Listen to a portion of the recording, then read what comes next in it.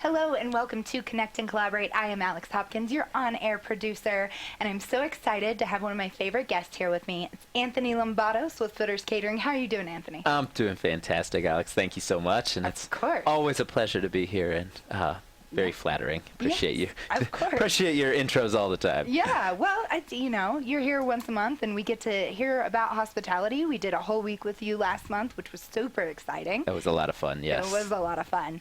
But give us an update real quick. What do you have going on? It's May, and wedding season has officially kicked off for us. We love weddings.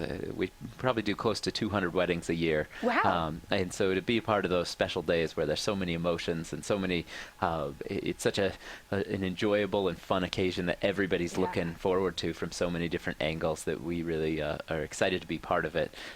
And most of our weddings happen between May and September, so this is definitely the time of year for it, and it's exciting. There's a good buzz over at Footers. Yeah, it's crunch time now for weddings, right? And I feel like one of the bigger things people always remember. You remember the DJ and you remember the food at people's weddings, right? Hopefully, hopefully for being good. Yes. On both accounts. They're going to be remembered either way, but.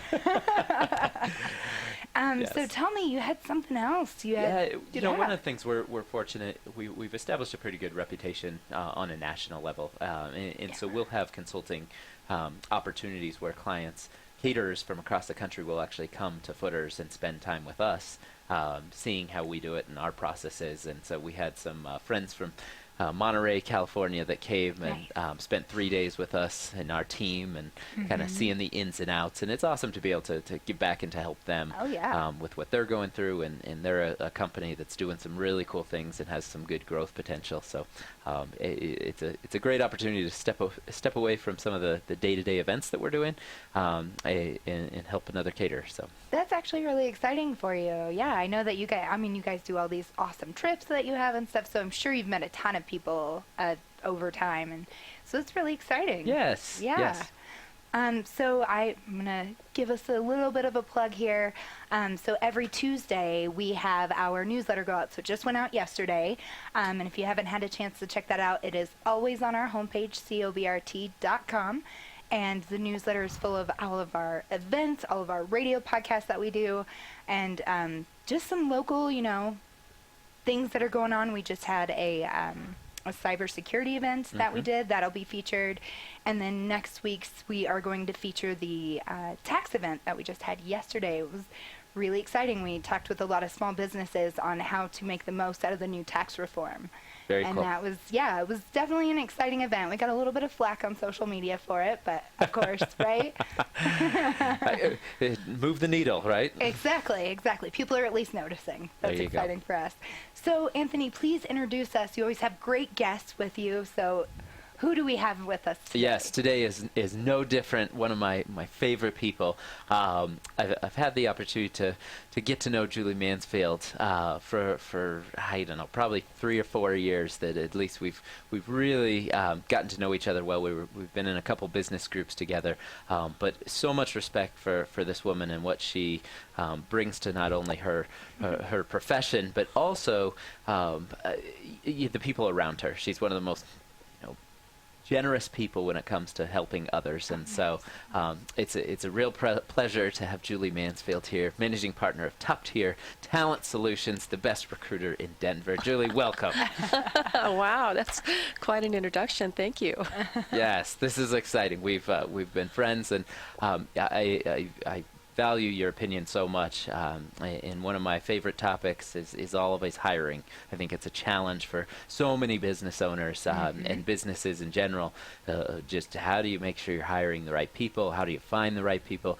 So I think we're going to have a fantastic conversation today and get some insights from a true expert in the fields. We'll try. So yeah, let's just jump right in. What from your standpoint, you get to talk to businesses all the time. What are the top mistakes that businesses make in the hiring process? Well, first of all, if you're not accustomed to interviewing people tend to hire mini-me's. Oh, you're from Cleveland? I'm from Cleveland. You've got 3 kids? Oh, no kidding. Where do they go to school? Oh, they play soccer. My kids play soccer. So they are interested in finding people with commonalities, and they've kind of glossed over the qualifications and is this person really going to be a fit for the culture versus, wow, this person's just like me, so the person's going to be great. So that's one of the top ones. People like to hire good people, but they need to hire good employees.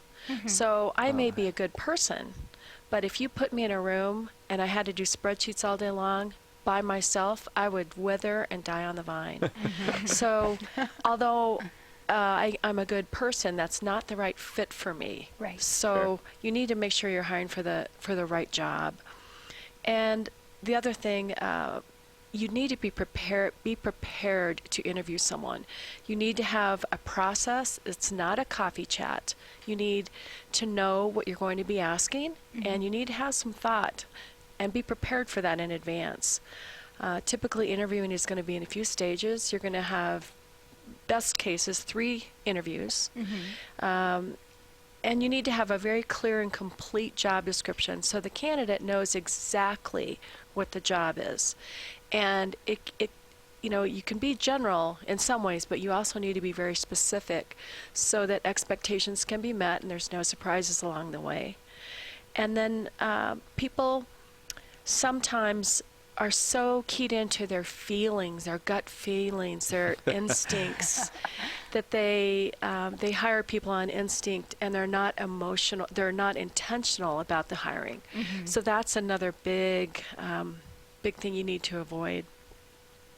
And one thing, the interview needs to be in a private place so that the candidate has your full attention. You need to turn your phone off.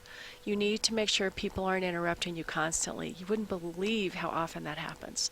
So those are a couple things of mistakes that people make. Of one of the most important things you can do for your business is hiring somebody, and you can't even give them the your direct attention for the 45 minutes, an hour that you're interviewing them. I think it says a lot about probably the state of the hiring process within most companies. It's true. And remember, the person interviewing has a say-so. They can say no. Right. Just like you can. Well, especially now. I mean, with unemployment at historically low levels, you can't afford to turn off candidates. On the other side, let's talk a little bit about that. What from a recruiting standpoint, what recommendations do you have for companies that are trying to hire? I would tell you that the best employees you're going to find are going to be referrals from your other employees. Yeah. And if you don't have a reward system for employee referrals, you seriously need to develop one. Even if it's just recognition that this employee was recommended, that's one step. But there are lots of monetary advantages to employees to bring in people that they know who are qualified. No good employee is going to bring in a bad employee that's going to embarrass them. Right. It's just not going to happen. So first do that. What percentage of companies do you think have I mean, if you just had to ballpark, is this something that a lot of companies have, hardly any have, that have a formal system that rewards the referring of an employee? My guess would probably be about 25%. 25%, yeah. They encourage it, but they don't have any reward system to really, And there's so many ways take advantage of it. That you can structure it too. I mean, I know there's companies that they have to stay for 90 days, and maybe you get half the money if it's a $200 fee for referring somebody. Maybe it's $100 up front and $100 again if they stay for 90 days. There's so many ways that you can design that to where it works for you. And like you said, the best referrals come from current employees because they know what to expect. Back to what you were talking about, that expectation. Right. They have already given them the insight into what it's like to work in that company. That's right. And they're also not going to try to get someone who's a great employee into a bad environment. Right. So if it's a bad place to work, they're not going to bring in great people. So anyway, that's something you really should look at. In this market, you really need to think about paying for relocation. And a lot of companies are totally averse to that. But especially for IT positions, there's there's so many positions and there are so few candidates. If you're not thinking about paying for relocation costs, you're going to be missing out on some really good talent. Another thing, you need to make a decision. If you have interviewed people and you think someone's going to be really great for the job, make a decision. If you keep waiting for that next greatest person to come along, and then you've lost the person that you thought was great to begin with. I can personally tell you, for a company that I worked for a number of years ago, I had 12 interviews. 12 interviews over 3 months. And by my last interview, I literally said to myself, is this a company I want to work for? Because it just doesn't seem like they can make a decision. Yeah. And I went to work for that company, and it was a mistake. I should have trusted my instincts on that, because they couldn't make decisions. Yeah. And it was a very huge corporation. And you couldn't make decisions at a local level. Right. So that's just, make a decision. 12 interviews is mind-boggling. It was ridiculous. Yeah. It was ridiculous. It's frustrating. It is. And too many times I think you get caught up, like you said, are you looking for the 100% solution? And that might be the unicorn that you're looking for. That they may be out there, but to find them is maybe not worth the time and the effort that you've got to put in. Where you get somebody that 80-90%, they check 9 out of the 10 boxes that you need. It may be a smart idea just to move forward. That's right. Yeah. That's right. So, you're a recruiter. You help companies, find people. Talk about when it's right for a company to hire a recruiter. Okay. Well, obviously, when unemployment is really low, that's a great time to hire a recruiter. I spend all my time finding talent. I'm not running the financials of a company. I'm not a chef. I'm not running a radio station. I spend all my time trying to find great talent. And so that's where my expertise is. If you don't have expertise in that, 9 times out of 10, you might make a mistake.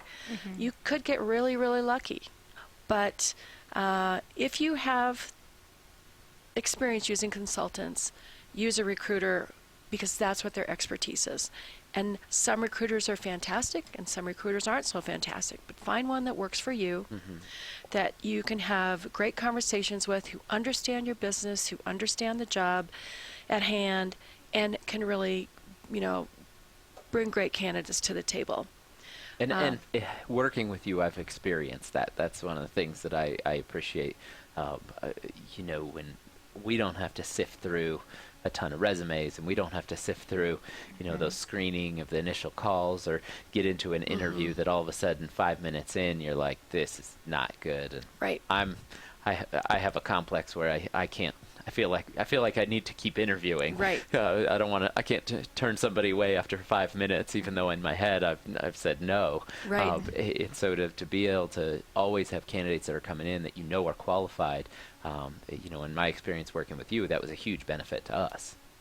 Right, and resumes are only part of the picture. Yeah. You can have that perfect person on the resume, and then you meet them, and they're not going to work out. Conversely, you can have someone whose resume isn't that great, and they're absolutely fantastic. So a recruiter can sift through all of that and let you do what you do best, and let them go through the 400 applicants. I have a question here on big business versus small business hiring a recruiter. I would imagine that you probably work more for a small to medium-sized business. I do. Yeah, because I guess I never really thought about that for a small business, but that's the best solution. So I can focus on my actual business and not worry about the hiring process. That's I never right. thought about that. Yes. Yeah, interesting. Yeah. That's true. Yeah. I'm learning things. Julie, you've been doing this for quite a while, 15 plus years, right? So, Right. Talk a little bit about what you love about your job. And I love my job. I know you do, but I want it. This is the best job I could ever have in my life. So I have experience being an in-house recruiter. I have experience at an agency, working for a recruiting agency. And I have experience just having recruiting be part of my normal job. But not really an official part. I was just asked to recruit for my normal job. But now I have my own business, and I can do everything I love to do, and for myself. So I'm a people person. If you're not a people person, you're going to be a terrible recruiter. Because you really have to enjoy meeting new people. And Yeah. honestly, I can tell you, there's not one day that goes by where I don't enjoy meeting new people. Some people I love more than others, but I really, truly enjoy meeting new people. I also love helping people. As you said earlier, Anthony, I help people find better opportunities, and I help companies find that person that they've been looking for that they've been unable to find. So it's a win-win on both sides. So that makes me happy. And honestly, it's almost like a dating service where I'm trying to make that perfect match and that perfect marriage. And, you know, I don't know that all people would say recruiting is like a dating service, but it kind of feels that way for me. I'm really looking for that perfect person from not only a technical standpoint, but a culture fit, so that that can be a really great relationship that is very, very long lasting. Well, and that's one of the things, you know, I've been so impressed with your practice. That you have this just great network of businesses that you work with and that you fill positions for, and then you have an incredible network of candidates. And so where a lot of businesses have to start from scratch, you've already got these pieces in place where you can start to match it up and like you said, kind of that dating matchmaking that happens. And It's so fun. it's really cool. So you mentioned interviewing. Let's dive in and spend some time talking about that. You know, what is the secret to a great interview? I think companies struggle with it quite a bit. So what do they need to be doing? Well, something that has always amazed me is when I'm working with a company and even if I'm just consulting with them and I say, well, may I please see the job description? And they say, well, we don't really have a job description. Okay, that's a big problem. That's a big problem in all ways. If you don't know what you're looking for, you're never going to find it. Right. And so you really have to have in mind the candidate that would be perfect for the job at hand. But at first, you have to know what the job is. So what is the job? So, have a job description. The best interviewers are going to make the candidates feel at ease and have it be a conversational interview while at the same time be very intentional, asking pertinent questions to the job. Again, this is not a, you know, let's go to coffee and get to know each other. This is a job interview. And hiring the best employees for your company is critical to your success. So be intentional about making it an interview, not just a conversation. Again, there should be a process. Very few companies are going to have one interview and hire the person. That may not be the best decision. So I always recommend having a 3-step process, and the first one can be a phone screen, and that's fine. Second interview should really be in person and should be all about that person's qualifications. People tend to exaggerate their level of expertise, especially in a resume. And so if you can ask intentional questions about their experience, you're going to know if they really know what they're talking about. So I don't know that I've ever seen a resume where someone hasn't exaggerated something or another. I was going to ask about that, actually. Somebody told me once that resumes are balance sheets without liabilities, and I've always stuck with that. Oh, it's true. I even had a candidate one time say she graduated with a degree in something, and there was no degree program at that university for what she was saying. No. And so I kind of delved into that and said, tell me a little bit more about this degree and what were the classes. I knew she was out, but I just wanted to see how far she could dig herself a hole. And then it's like, well, it was really just a certificate. It's like, really?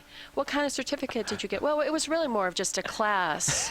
And she just totally dug herself into a hole, but people will make up all sorts of things. I know a little bit on spreadsheets, but when I say sufficient in Microsoft Excel, is that exaggerated? Right, what does that mean? Are you working with pivot tables and all the, or are you just adding up a couple numbers? Right. I have a client that actually, they're in the financial services industry, and they give once they have had the second interview, they give their candidates a homework assignment on a Sunday. They Smart. send it on a Sunday, and they want it on on the next Monday morning, and they say, if you spend over an hour on this, we don't want it. So you need to really do this in an hour. Wow. And Wow, and yeah. it does involve pivot tables and Right. moving information that. around, and Yeah. and it but that's cuts a out. great, It does. Yeah. Cuts out a lot of people who say they're once they get that job, oh, I'm just going to take a quick class and learn these things. It doesn't always work that way. Right. So And what a great way to put somebody in the job before they're in the job. I mean, Right. essentially, that's what you're trying to do is Right. figure out, predict, are they going to be a good employee? So to have them actually do some work that you're going to have them be doing is really valuable. We've done that with our event coordinators, where we actually have them plan a mock event Right. before they come work for us, and then present it to the rest of the team. And we're not necessarily looking for all the specifics of do they know all the ins and outs about event Right. planning, but we want to see more how they approach the project and their work style and what they feel like is a high level of work as well. Yeah. You know, is it a polished presentation, or is it, a couple of pieces that are scratched on a legal pad and, given out to everybody? It's been really insightful for us. I bet. Yeah. I bet. So you talked about the looking for the mini-me and the emotional bias. How do you eliminate some of that, and so you don't miss something during the interview? Well, again, if you have your questions, or at least an idea of what your questions are going to be, or the topics that you want to address, you won't be missing anything. If you're just winging the interview, you're probably going to miss a couple things.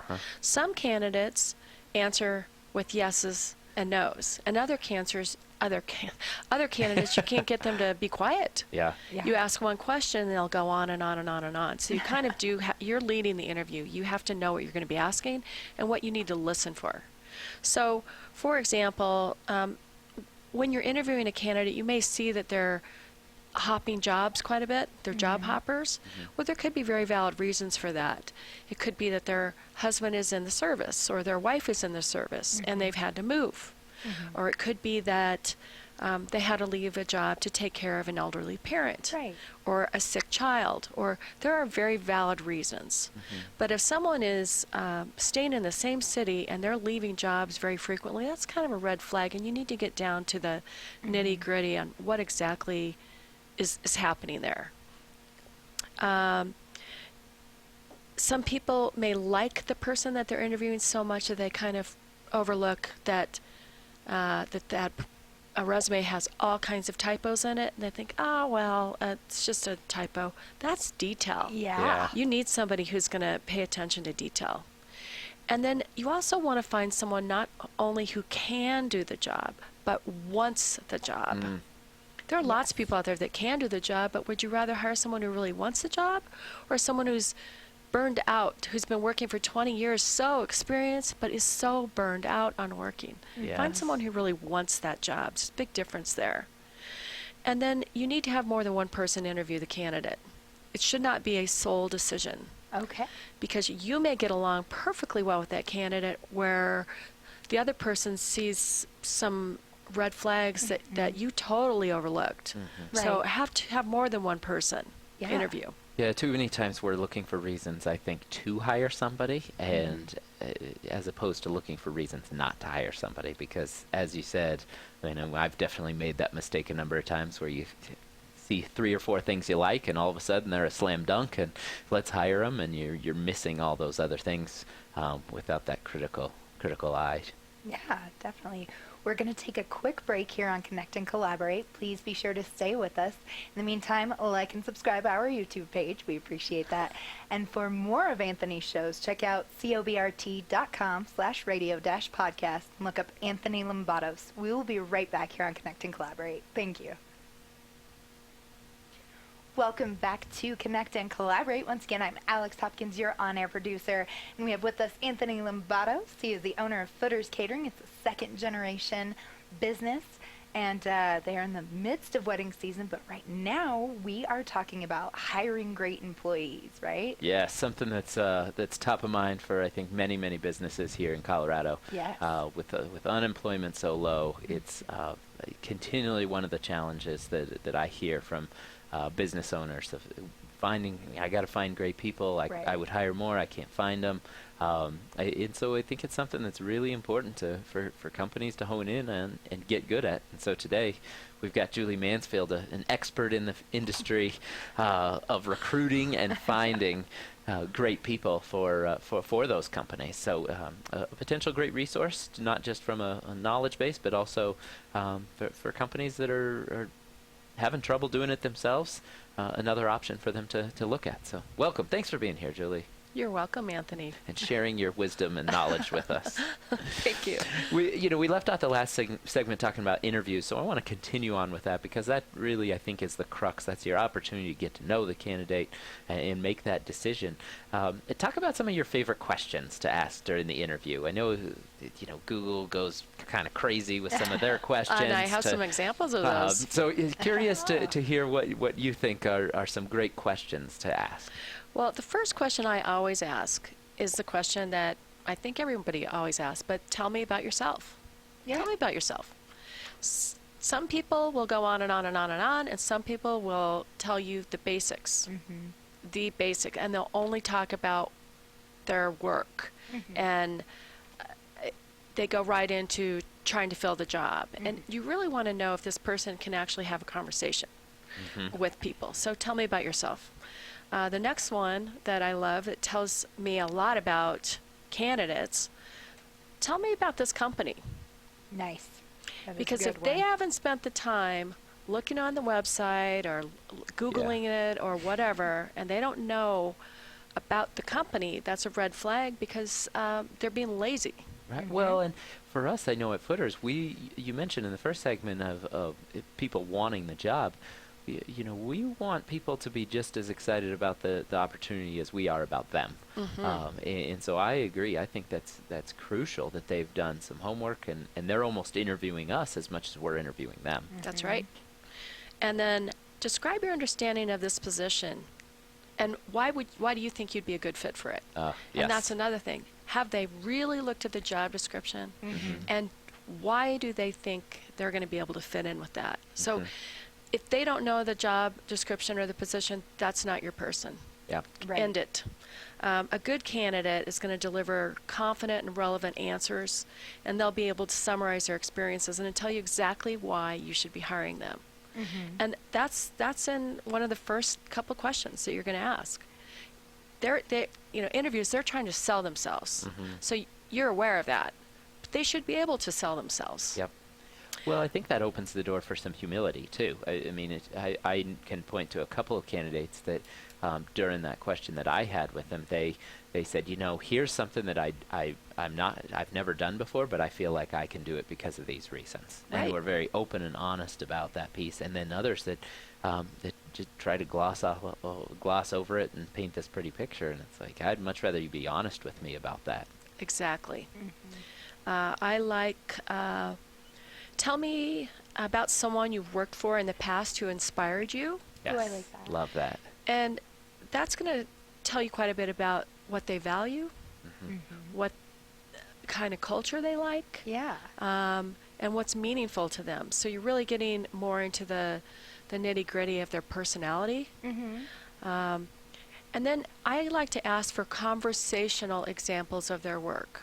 Right. Oh, so you've been an event coordinator in the past. That's great. Can you just give me some examples of some of the work that you've done? Where was it? What did you serve? What was challenging about that? And those can be very open-ended questions. But get some conversational examples of the Right. work that they've done. And these are all going to be different questions. If you're hiring an IT person, that's going to be a very technical question. Yep. If you're hiring a salesperson, it's obviously going to be very, very different. So. Right. Tailored. One of the things that I've noticed along the interviews that I've done over the years is that somebody always asks problem-solving skills. Yes. How have you solved that problem? And I always feel like I get stumped at that point because I'm like, well, sometimes I don't go buy the book when I'm solving a problem. Exactly. And I worry about saying that in an interview. That would be a great answer, though. Yeah. A great answer. So behavioral interview questions, that's the way people interview these days. Yeah. It's tell me of a time when, Yes. and then what happened, Yeah. and what was the end result. Right. And there's a bazillion of behavioral interviewing questions available online. Yeah. So it just pertains to the job at hand. Well, and I love that you're getting concrete examples when you ask those questions. It's Right. not a theoretical answer, you know, how would you handle this? It's, no, I have an example of how you did handle it. And digging on those follow-up questions. That's another thing that I've stumbled over too many times early in my career, where you ask somebody something and you kind of take it at face value in terms of how it applies to you. So Right. I've planned over 100 events, you know, in my time. Okay, great. Next question. No. What were those events? How Right. many people were at them? Was it 2 or was it 200? Was Right. it, you know, Big difference. right? But 100 events, if I just check that box and assume those 100 events are the events we're planning, it doesn't do Right. me any good. It's So not book clubs. exactly. Right. Getting Yeah. specific about those things is I know a lesson I've learned over Yes. time. You know, Julie, you mentioned having more than one person interview. What are your thoughts on group interviews? I love group interviews. Typically, that would be the second or third interview. But the reason why I like them is because not everybody is a great interviewer. Right. And sometimes people are so worried about what they're going to say next that they forget to listen. And so if you have more than one person asking questions, the other people can actually seriously listen and watch. And they can see if the person is looking at the ceiling or looking away, which sometimes can indicate they're not necessarily telling the truth. But it allows other people to listen and watch. And then, you know, you may ask a completely different question than I would. Conversely, so would you. And so it just makes it more conversational. Right. It can be very intimidating for the Yes. candidate. So I would limit it to probably 3 people, Okay. unless they're doing a presentation. That'll be different, which is also very stressful, but they should be used to giving presentations if that's the type of job they're applying for. But I do think I think they're great. The one thing I would caution that some companies have done, and I really have said I really would not advise this, don't have an interview. If this person's going to have direct reports, it's not a great idea to have the direct reports interview that person. And the reason I say that is because ultimately, let's say I'm the boss and I'm going to hire someone. I may hire someone that 2 out of 4 direct reports didn't like. I'm totally disregarding what they're saying because I'm going with my own decision. Well, I'm hiring the person. The person reporting to this position they should not be the people making the decision. They may want to hire someone that they like, that's going to look favorably upon them and, you know, maybe give them a raise. Right. They're not looking with the same criteria that you are for someone for that Interesting. job. So I would really caution against that. Yeah, a little bit of bias there, I would imagine. Totally. Yeah. That makes It's backfired many times. I've seen it. Makes a lot of sense. Interesting.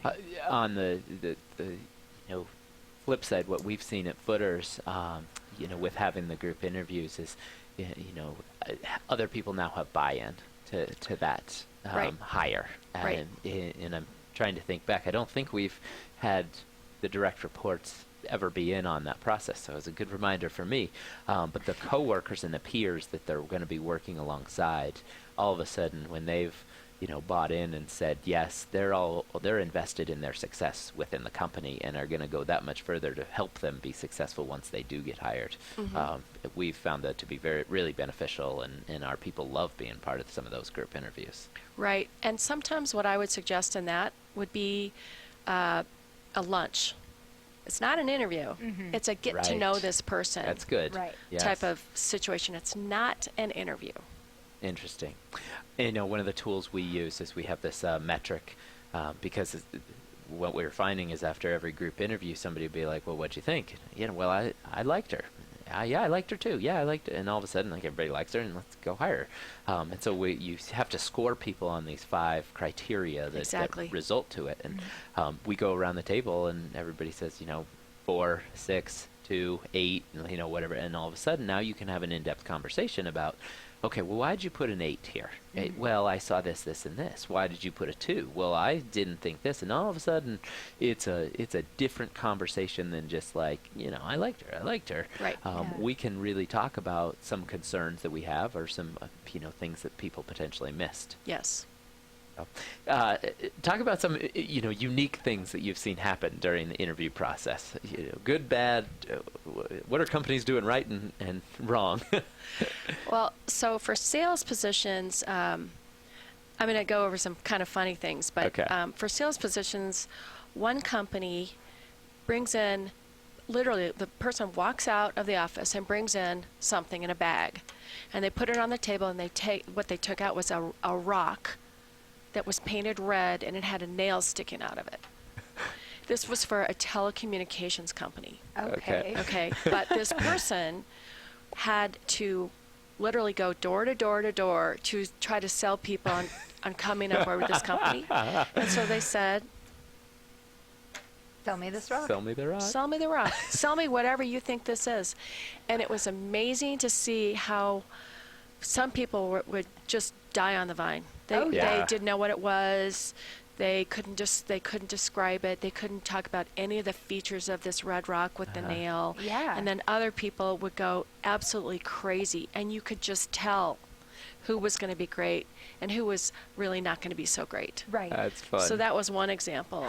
Throw them in the job right away. Here Yeah. we go. Pop quiz. And then another one was, like, Google's really big on these out-of-the-box questions. If you were an ingredient in a salad, what would you be and why?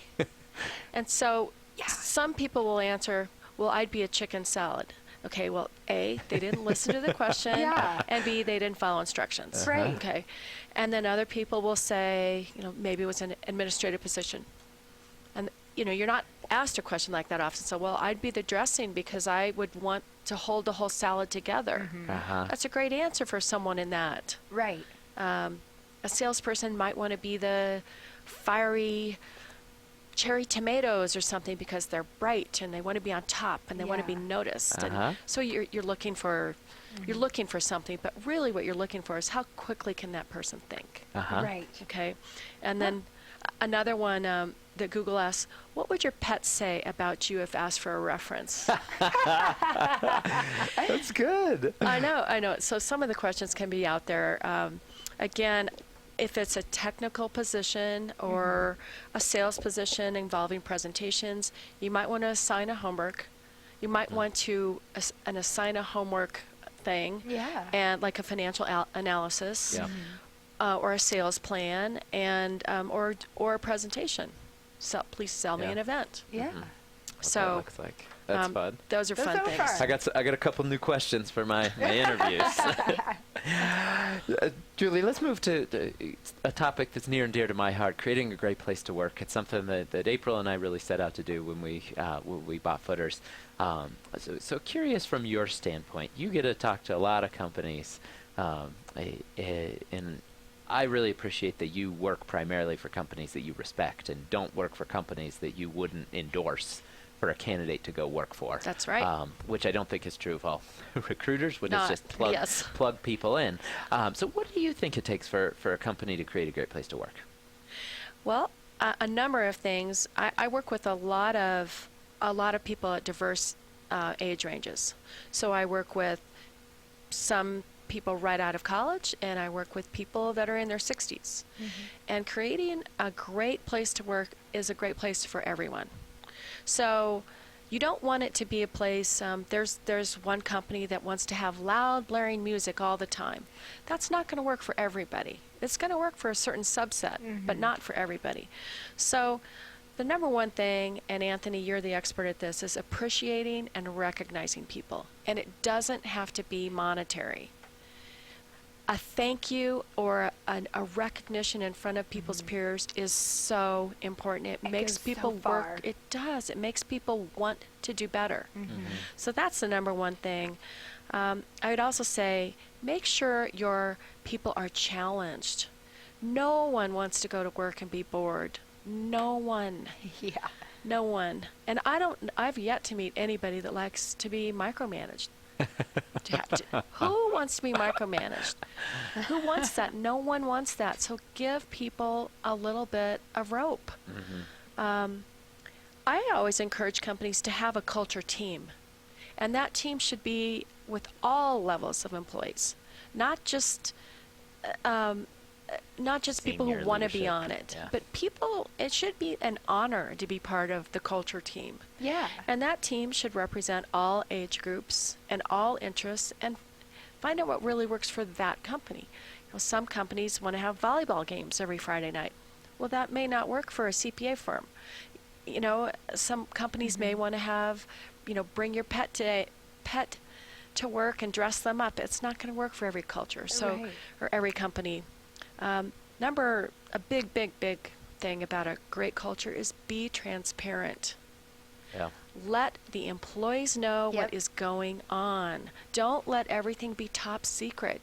Like they're not important enough to know. Yeah. That's really, really critical. And we found too that when you don't talk about it and you don't say what's going on, people are going to make it up. Right. And and we learned that lesson where even when we don't know, we say that. Right. Hey, this is coming up and we don't know how we're going to handle it. Right. Has served us really, really well. Where in the past we may have just, not said anything, and all of a sudden, the events team thinks we're doing one thing and the kitchen thinks we're doing another thing, and everybody's made up their own story in terms of what's going to happen with the company, and it's like, Right. what are you talking about? We haven't even figured it out yet, but because we weren't transparent about it, that's really shifted how we approach some of those things. It's really critical to a good culture. It's one of the most important things. Well, and I'd imagine it includes problem solving, right? Uh-huh. Maybe somebody can come in that you didn't expect with a perspective to fix Exactly. we don't know how to handle it. Well, how about you handle it this way? Right. It also gives everyone the feeling that we're all in this together. We are a team. Yeah. It's not you and me or them and us. It's we're a team, and you want your employees to feel like they're in it with you, and it's a team because they'll work harder. Yeah. They'll enjoy their jobs. If they enjoy their jobs, your customers are going to be happier. Yep. It's all going to be great. And then, not for nothing, but having awesome benefits speaks a lot. It's important in this day and age to have good benefits, because if you are in competition with another company and their benefits are better, you're going to lose that potential candidate. Tell us what awesome benefits is. What do you consider awesome benefits? Oh, well, the standard, the health, dental, vision, all of that. And awesome means the company pays 100%. Okay. That's what awesome means. We're going to have to talk after. No. And then having a fairly liberal vacation policy. If you've worked 20 years and then you're switching jobs, take that into consideration when you bring that person on. They can't live on 1 week of vacation or 2 weeks of vacation. That is such a downer because Right. they have worked. So take things like that into consideration. Yeah. I actually, just a cultural question here, millennials versus the baby boomers. Have you seen a lot of changes in how people are hiring now, including those, because a lot of millennials push for that working away from home, Oh, yes. depending on the position, obviously. So how has that shift? Well, I'll tell you, work-life balance and flexibility is the number one key thing for that generation. Right. And I wish it would have been that way for my parents. I'm sure, yeah. My parents never came to one of my soccer games or anything during the day because they were working. Right. And I think they miss out on a lot. And now, companies need to recognize that people are people first. Right. Yeah. And I think a lot of the younger workers understand that work is work, and it's not the most important thing in their lives. Right. Whereas, the older generations, the work was everything to them. It was everything. Their whole identity was tied into their work. Absolutely. And it's not that way anymore. So companies have recognized that. They have made changes. Yeah. Working from home or telecommuting is very common Yeah. these days, especially for the best companies. Yeah. On the flip side, talk a little bit about, you mentioned micromanaging is a real downer. What are some mistakes people make when trying to create a great place to work? Well, I'll give you an example of a client that I used to have that I don't want to work for this client any longer because I don't feel comfortable putting people there. They're not going to have an awesome experience. So one of the things this company does is they have stocked refrigerators on every floor. They have free coffee, they have free creamer, they have oranges, apples, fruits, bars, you name it. They bring in lunch once a month on Fridays to bring everybody all together. Yeah. And it's all great. That But sounds then fun. at 5 o'clock, there's somebody on every floor that walks around to see who's there. Every single day, including Fridays. Every single day, they know who the people are. They're walking around to make sure everybody's still working. That is just trust your employees. Trust them. They will give you 110%. But if you're going to watch the clock with these people who probably worked way more hours than you would have expected, Right. that you're gonna lose them. Well, and especially in this day and age when we have access to work almost 24/7, it's a dangerous, slippery slope. But Yes. I know a lot of my team members. Not all their work gets done between 9 and 5. No. And if they want to go do something else in between then, and I've got one that she loves once the kid's in bed, go get couple hours of proposals done Exactly. and just hammer it out, and that's her one of her most productive times during the day. Great, let that happen. Right. And even if you are somebody that has to be at work to get your work done, because there are still companies that need that, right? I know I used to be in a career like that, and what I would do on Fridays is instead of taking a lunch, I would leave an hour early. Yeah. And so that was my freedom there. I didn't have somebody pacing around me the entire time, though, making sure that I... It's 4:59. Yeah, exactly. Yeah, it doesn't help. Yeah, you mentioned benefits. We've been talking about culture.